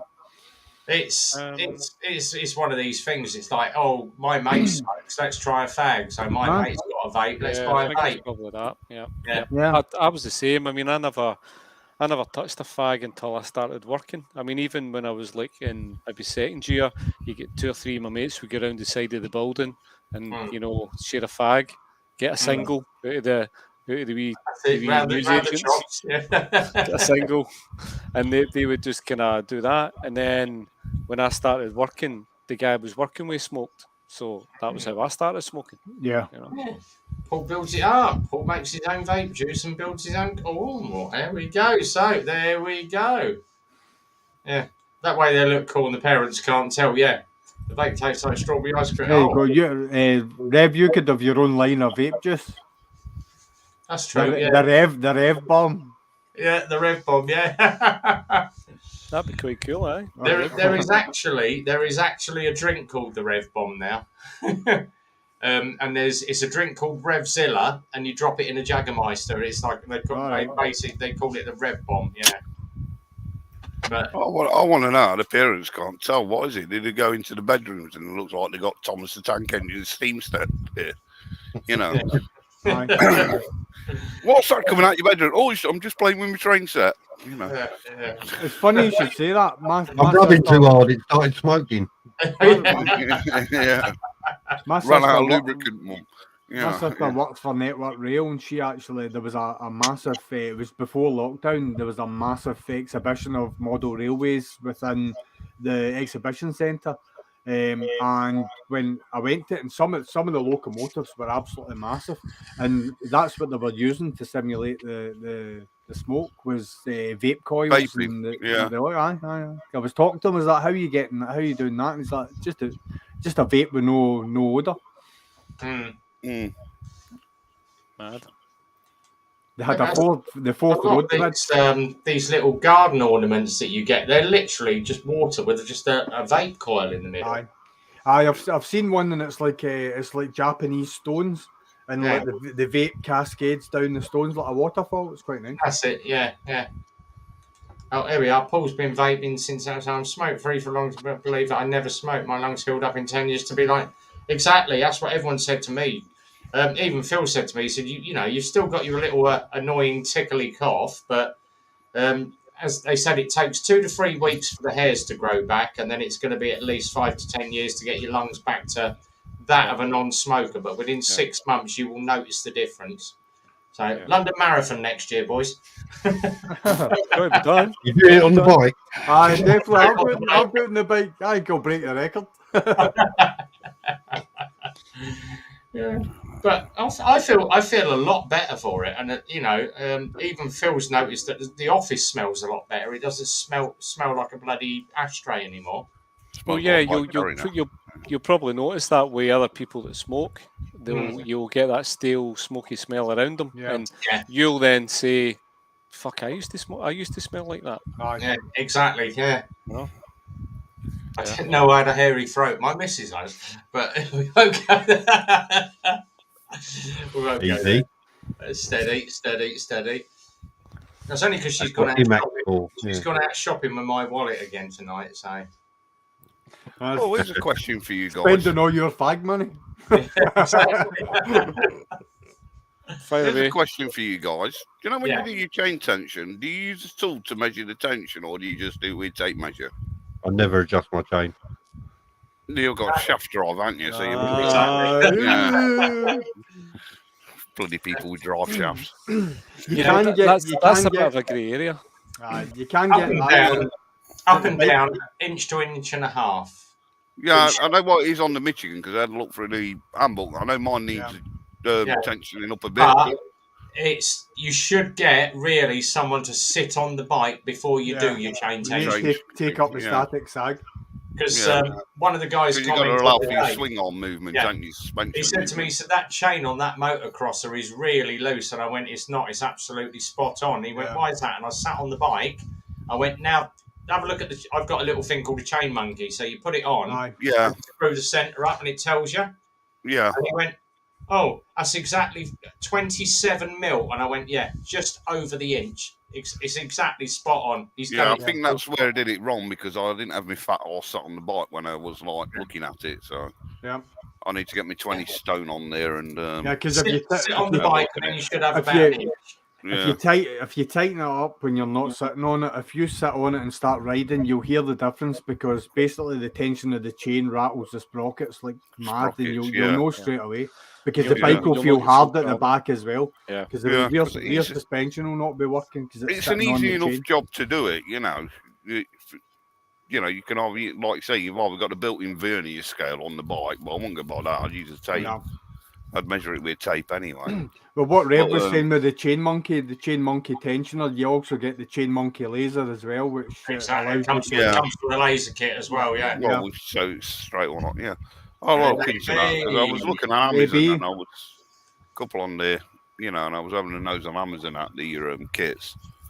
But it's just like I was off it, and I was like looking at it, thinking that chain looks a bit loose, and obviously I didn't have any weight on the bike, so it's probably all right. Simon, he goes.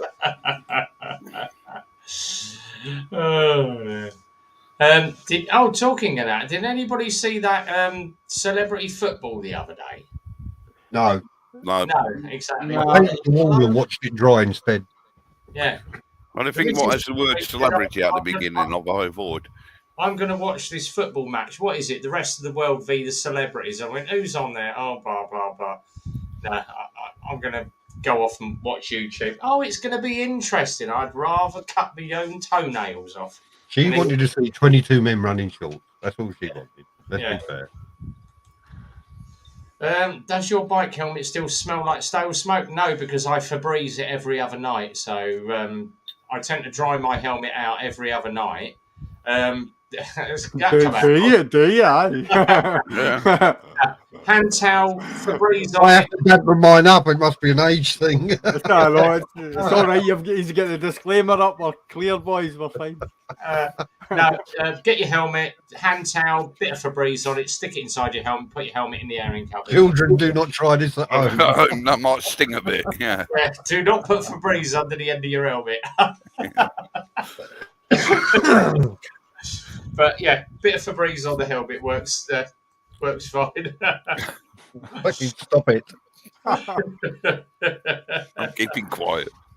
You need a dry. Yeah, you got to have a dry helmet. Nothing worse than getting your helmet all wet and sticky. Definitely, yeah. I just don't throw any cheese in there either. No. Does that neutralise it? Oh dear, we do come out with these things, don't we? Yeah. Or get yourself a helmet ring to let the air into your helmet. Hang on. Is that to go with your cock ring? He's going to get his piles ring again. Look, there you go. That cock ring. I'm talking one of them. Oxford helmet ring. Piles, that is. All right. Yeah.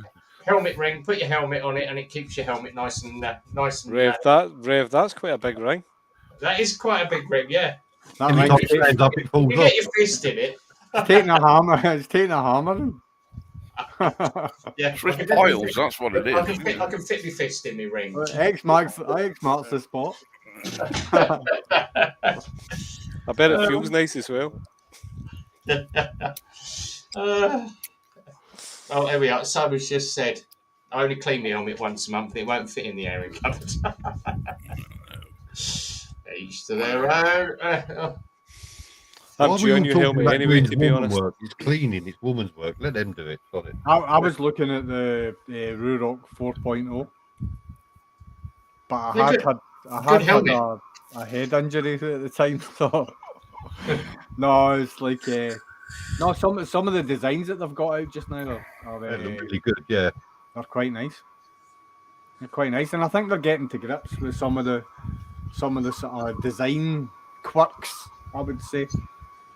But, right, here's a thing on helmets, right? Because see, when you buy a helmet, you can get, like, say, an LS2 for 60 quid, right? You can maybe get a Carbird for 150 quid.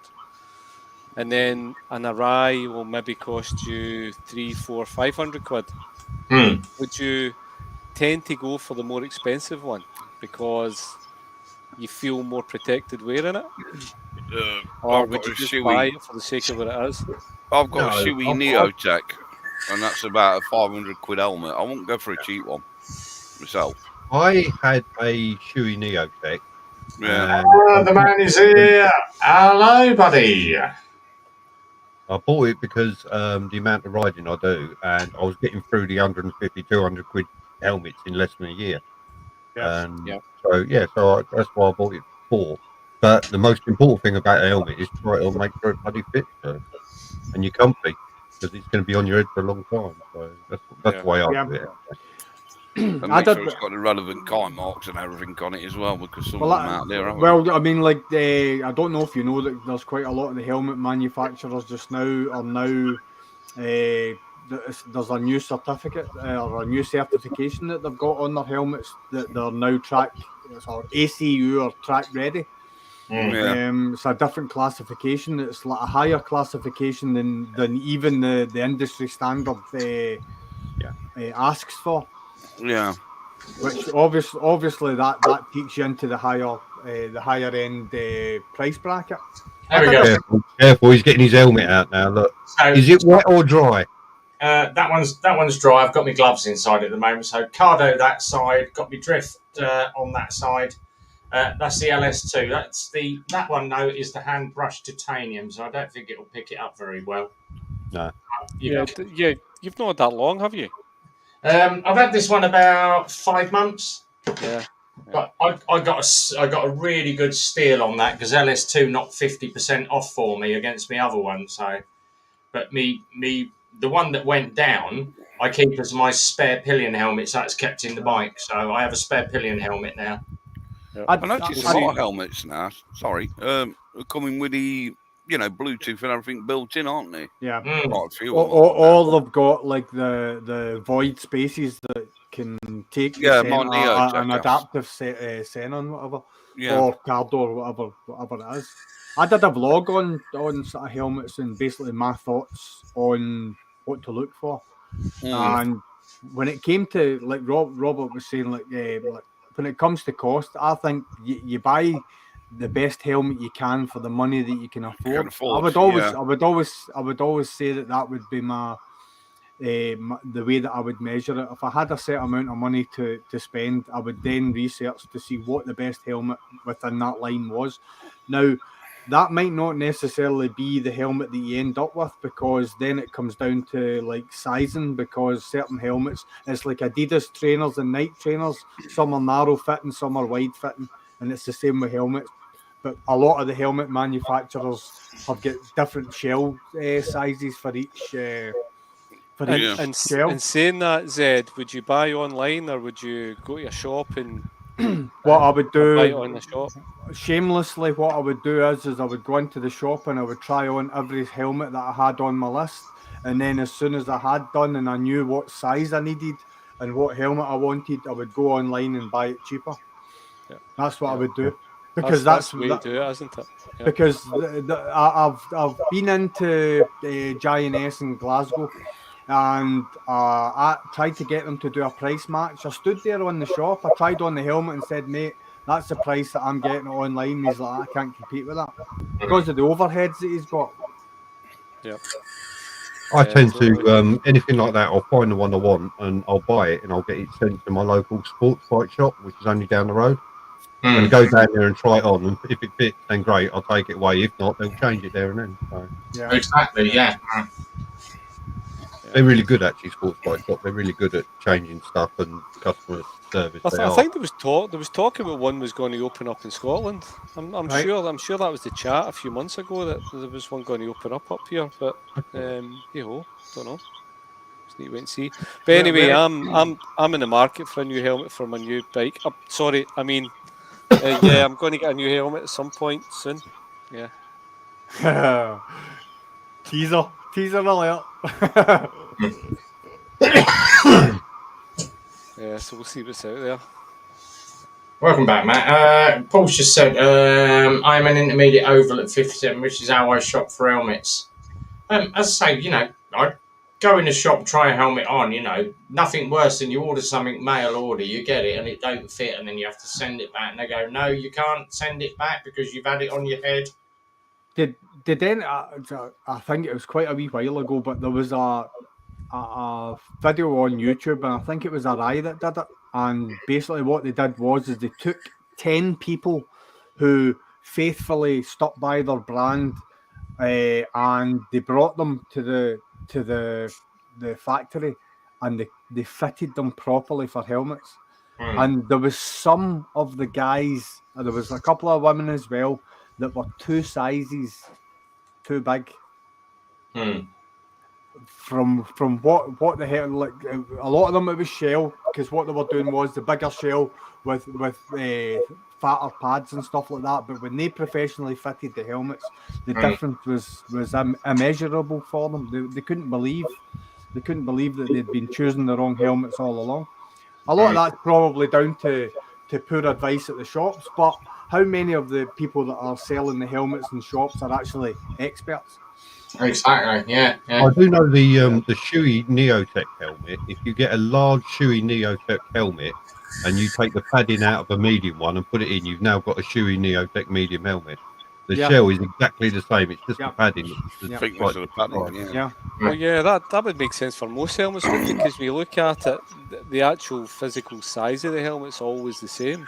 I think more or less, yeah. Just internals, isn't it? Yeah. It's a lot of. I mean, Shoei were one of the first ones, I think, that made the all the innards completely removable and replaceable. Yeah.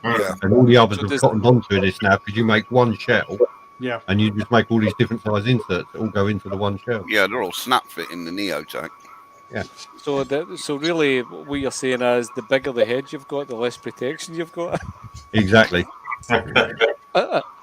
Well, if you're a big head, you don't need protection, do you? Because you're not going to get into the accident. There you go. Is there not a helmet as well that's got inflatable cheek pads in that? There is one, isn't there? I can't remember the name. I'm trying to think. Was it HJC that did it? It might be. But they used to pump up the cheek. What you wanted, didn't you? Yeah. And it was like so that it was kind of a custom fit to you. You could go full hamster. Yeah. I know, it's like, oh, hi, welcome back to the channel. Because Neotech was also the first ones to do the wider visor, weren't they? They actually made that wider all the way around for better vision. Yeah, because I do like. There is another one that's got a bigger visor and it's lower down as well, and I can't think of the name of that one. Yeah, I do like my Neotech because of. I remember when Barry Sheen used to use his old visors as knee sliders. Exactly. I remember that. Yeah. Didn't he? Do you know the back protector? Do you know the actual first back protectors? He was the developer of them, weren't he? Yeah. You know, the hump on the back. Listen, and he used to use his old visors for that, didn't he? Aye. But it was when you read his autobiography, he was like a pioneer in motorbike track safety as well. Yeah. It's like, because can you remember the bloody catch fencing with the wooden stakes and the wire? Oh God, yeah.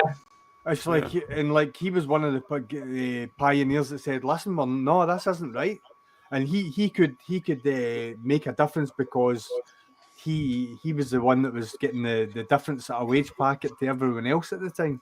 Yeah, but I know he developed the hump, didn't he, on the back, and you know when you see that dome on the back protection, he developed that, and I think that was to do with the old visors. That blowout he had in Daytona, that was just. That was nuts. Yeah. I was going to ask.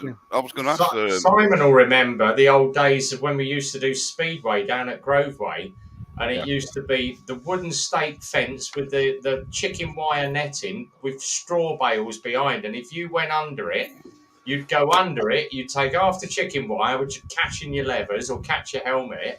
And then you end up with half the A bale buried up the inside of your helmet, and the amount of people that they slid off. You don't want A bale in your helmet, let's face it. I got straw up the inside of the helmet. Yeah, exactly. It would take more than Febreze to get rid of that, wouldn't it? Exactly. Yeah. Oh God, it's gone sideways very quickly. You think when Barry Sheen was racing as well, the Isle of Man TT was part of the GP. Yeah. But it was one of the rounds that they were allowed to forgo Because like, how many races was it? It was like 15 races, and it was only 7 counted towards the championship or something at the time. That That was was it. the Well, rule. Valentino Rossi did the Isle of Man TT once, didn't he? And he said he'd never do it again. No, he never actually raced it. I think he just No, did he went for a total round, didn't he, Aye, on one aye. of the days? He just couldn't understand the speeds that these guys were going at, and I don't Yeah. think you do until you've actually been. It's just like Mm. it Yeah, I made know the- he went around on one of the practice days or something, didn't Yeah. he? He didn't actually take part. And he came back and he said he'd never ever race it. Aye. Well, Because I went over in 2015, and that was the year. That was Hutchie's comeback year. He had just he had obviously the 2.5, 3 years off after the horrific accident at Silverstone that he nearly lost his leg. Mm. And 2015 was like he won the Macau Grand Prix before the Isle of Man, and he came to the Isle of Man and he won three races, which for what he went through was unbelievable. But I turned up on the island on the Monday because there was a race postponed from the weekend. I think it was the RST Superbike race. So we went on the Monday, and I went with my mate, and I said, right, Bray Hill, head for Bray Hill, and that's what we did. And watching these bikes going down Bray Hill, when you could identify it as a street in England or a street in Scotland, you could take your pick. Dry stone walls, hedges, people leaning over their garden walls, watching bikes doing 190 miles an hour going down a hill. I actually felt ill because I could comprehend, obviously being a bike rider, you comprehend the speeds that these guys were doing. It's phenomenal. It's phenomenal what they do. I've done it once, and that was the last time because they banned the Mad Sundays now. But I think it was one of the last ones of the Mad Sundays where it went out on the Sunday, and they start you off the grid, off you go, and you basically do your lap. And I'd never ever ridden the course, and I got back and I went, "What's my lap time?" And he gave me my lap bloody time. hell.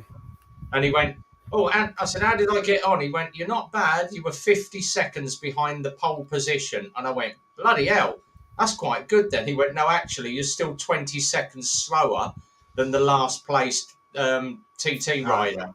He said, "But," he said, "you're up there with the riders." He said, "Your terminal speed around the course was 78 mile an hour. That's your average speed."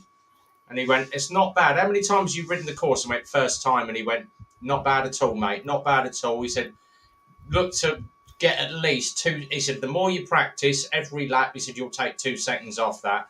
He said, "But you're also 2 seconds closer to death." Yeah. Your margins are closing in. Well, we've actually seen what Guy Martin's been up to recently. Yep, he's got a turbocharged Hayabusa. Yeah, that Hayabusa, 254 mile an hour. Yeah. He's trying to hit the 300 mile an hour mark. Now, Mark, And I've been watching it quite closely, and what's happening is, see when he's getting up to what I would class as like terminal velocity, he's realizing that the bike is becoming less stable. Yeah. And he's now at the process of putting ballast into the bike. He's got 20, He's doing something what like the world fastest Indian. Aye, he's got something like 25 kilos of extra weight on the bike now because it stabilizes the bike. Yeah. But I don't know if I watch a guy called Ricky Elder. Ricky Elder's ran in the British Superbikes. He actually hurt himself about 2 years ago, but he tunes Audi R8s and Lamborghini Aventadors, and he had Guy Martin in his shop, and they were talking all about his quest to become the fastest, to break the record basically. And the two of them talking about engines and talking about bikes, it was fascinating. There's one I would watch because there's two parts to it. Stick link up. Oh, let's put the link up. He did that Pike Speak, didn't he? With the bike he built himself. Yeah, he did. And now he came first on that, and the bike. Yep, and that was a Martec frame, if I'm led to believe. Yeah, a Martec frame, and it was a turbocharged bike. I can't remember what engine it was based on. Was it a GSXR or whatever it was? But that was some bike. But I was like that frame. It was naked, and every joint on it was hand brazed. Yeah, I couldn't believe he came first on that. Evening, Andy. Andy, how are you doing, man? You're looking very warm there. You got your aircon on. I have now. Yeah, I'm walking in the garden. I just have people round.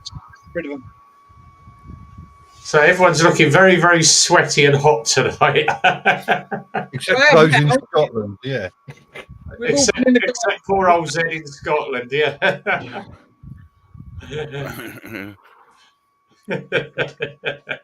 Oh, I'll tell you what, I put my bike gear on. Yeah, Oh, nice one. luckily enough. Put my bike gear on yesterday and put my summer jacket on. And as soon as I put my helmet on, it was like, quick, let me get moving. Oh, jeez, I came back, Hang on, let me. bloody took I'll my tell- stuff off. I'll tell Wet through. you what. I'll tell you what. See when we were out on the That's better. tractors. See when we were out on the tractors. Yeah. That's the first time I've wore one of these clip-up face helmets. Yeah. You know, and they're brilliant. Being Aye. able Oh, yeah. to just, you know, when you're going quite slow and it's warm, and you can just clip it up and get the air in your face. Well, that's what I did yesterday great. with mine, because I went down to the chemist on it and had a little local ride, but I didn't put the front down. I left the front up and just put the bloody Yeah. sunshade glasses bit down because it was Uh-huh. so bloody hot.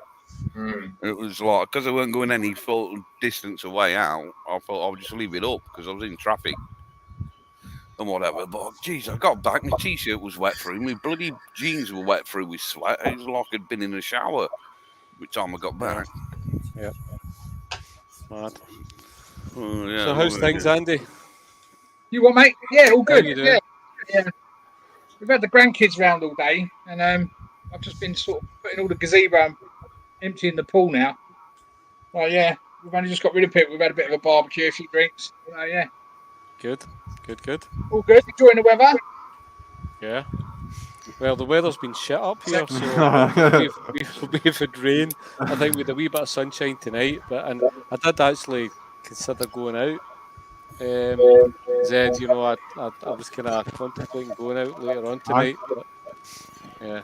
Well, as I say, it's like I'd planned to do like a sort of wee chippy run or something like that tonight, and I was like this morning when I got up, I'm like, no, that's not happening. And then it's like, I don't know if it did down your way, but like the wind really picked up. Aye, We really got a lot of high it did. winds. It's only just Because died down now. the sun came out and then the winds picked up, and I was like, nah, I'm not gonna bother. I'll maybe try and get out on Sunday for a couple of hours. Yeah. Well, we've got rain predicted tomorrow up here. Yeah, only a little bit. Yeah. Yeah. I think we're good tomorrow. I think we're all right. Yeah, it's meant to drop down to 17 degrees tomorrow and rain. Sunday it's cloudy and then it gets off again. 24 as the week chance goes on. for a shower in the afternoon. Yeah. Yeah. So Andy, how was your trip up north? Yeah, fantastic. Yep. People were assholes, but really Yeah, well- nice. Well, really, really surprised. Everywhere we went, every sort of place we went into, everyone's so friendly, so welcoming. Yeah, really nice. Yeah. Really, really good. Yeah. We got back in dead on 7 hours with 3 stops, which weren't bad because we stayed at one place for about 25, 30 minutes. Did you do motorway all the way down? Yeah. All the way home, we'd done motorway. Yeah, we just stuck on the motorways. We got back at 2:20. So on the way up, obviously, we stopped, went through Cumbria, but yeah. Yep. Yeah, it was good. Really, really good. Yeah, looking forward to getting up there again at some point. Yeah, definitely. Well, I was watching the latest Richie Vida video, and him and I think there was 6 of them went from Derbyshire all the way to where I am in Ayrshire, and they did it no motorways all the way up, and it looked awesome. So I think we're going down there end of July, so I think we're going to do that. We're going to miss the motorways, to stick to A and B roads all the way down. It's a little bit short of getting back. I think we'd have 360 miles coming back, but coming up, we'd have 398. Obviously, because we went through the Lake District. But yeah. Good. Yeah, good mate. Good. Good seeing you. Yeah, it was. It was good. Good laugh. We had a good laugh. Yeah. Talk about the weather on that day, but I can The rest of it- well, to be honest, I'm still kicking myself because we could have brought the bikes out. I know. Good done. And we yeah, did. but you just didn't know, did you? It was so unpredictable. Yeah, Consider yeah. that from sort of like Sunday afternoon, all the way round to that Saturday, the temperature didn't drop below 16 degrees. Yeah. I mean, we had 23 degrees in the Highland. That was Lovely. typical. Yeah, I know. We just I know. got so lucky. Yep. So lucky with the weather. Rev, are you still coming up this year? I'm going to try and get up for the August bank holiday, so I'm going to probably come up on my own. Might make it a Friday, Saturday, Sunday, and come back on the Monday then, because it's the bank holiday Monday. So Yeah. Ali is back. Hey, welcome back, Ali. Not much talking about helmets. You missed out on that. You just missed. That was about it. But we'll change what and right again. What did Zed and Lockwood think of the GSs? Went down the wrong hole. I thought they were shit, mate. Honestly, they're Yeah, it's like the big. You're the same when you two come back. The Right. big lump. Like little birds you were. I mean, Tractor's a good name for them, to be honest. Yeah. No, we had a great time on them, and we're actually talking earlier about this because as soon as we went on them, I was a wee bit feared when I first went on it because it's quite intimidating Yeah. when you look at it, and then That's what the wife said. From the word off, as soon as we went out and then went kind of right left, It was any manoeuvre, wasn't it? we're sitting at those traffic lights, and I was Aye. like, "This feels so light and Aye. so nimble." Yeah. And then we did a reroute and we're going about, and we were just talking about this earlier. The fact is that these are heavy bikes, and they were fully loaded. Those panniers would have been fully loaded, and the bike felt like nothing. Aye. You know, being on it, it was so light and so nimble. You know, Yeah. throwing it about. Definitely. Very impressed. And the police that stopped us as well, Lockwood, they were quite understanding as well about the whole situation, which was Is that what them envelopes are? Yeah. Well, it was. What was I was doing 60 and a 30. What were you doing? I don't know. I was too busy trying to hang on. You 60 mile an hour.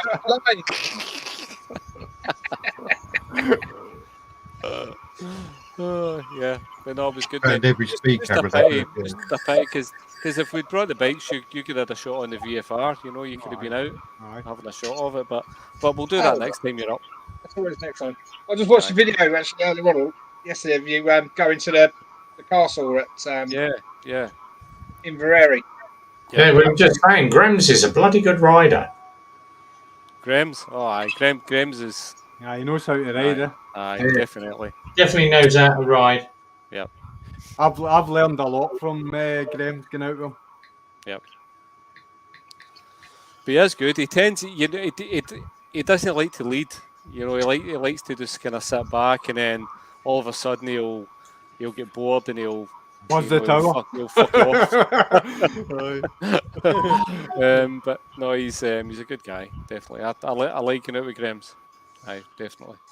Yeah, good rider. Good rider. Yeah. Yes. Right, so time coming up almost at 10 o'clock. How quick can we get across to the other channel? So, time to head over to this side over here. We are going to be heading off to Simon GTR 1400's channel for the next couple of hours. The Friday night after show party. So, if you don't know where to go, Simon GTR 1400, check it out. Link on Facebook.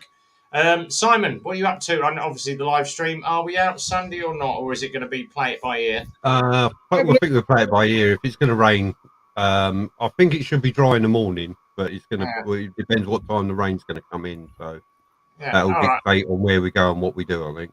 Exactly, but yeah, we'll try and catch up with Ali, and obviously Ali's past. Work in the rain. What was that? For me. Is that stickers?